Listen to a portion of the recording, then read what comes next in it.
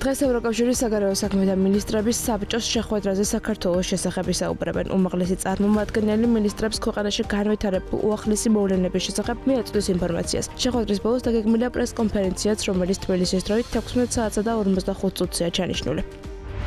Solidarობას უცხადებ ჩვენს გერმანელ კოლეგებს და ელჩ პეტერ ფიშერს. ლიეტუვის საგარეო საქმეთა სამინისტრო X-ზე წერს, რომ ქართული ოცნების წარმომადგენლების მიერ ელჩის მიმართ წაყენებული უსაფუძვლო ბრალდებები და აგრესიული რიტორიკა სრულად მიუღებელია და ასეთი თავდასხმები მხოლოდ საქართველოს თვითიზოლაციას აღრმავებს.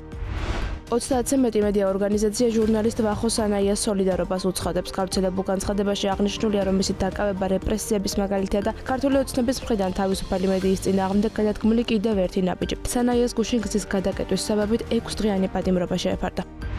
Financial Times-ის ცნობით დონალდ ტრამპმა პარასკევს უკრაინის პრეზიდენტს თეთრ სახლში შეხვედრისას მოუწოდა, რომ ომის დასრულებისთვის რუსეთის პირობებს დათანხმდეს და გააფრთხილა, რომ თუ ის ამ პირობებს არ შეასრულებს, ვლადიმერ პუტინი უკრაინას გაანადგურებს. როგორც გამოცემა წერს, ტრამპმა ზელენსკისგან მოითხოვა მთელი დონბასის გადაცემა პუტინისთვის. ხაზაში ცეცხლის შეწყვეტის რეჟიმი განახლდა. ისრაელის თავდაცვის ძალებმა ეს განცხადება მას შემდეგ გააკეთეს, რაც ისრაელმა ჰამასის ცეცხლის შეწყვეტის რეჟიმის დარღვევაში დაადანაშაულა და ხაზაზე საპასუხო საჰაერო დარტყმები განახორციელა. მედიის მონაცემებით დარტყმებს 44 ადამიანი ემსხვერპლა.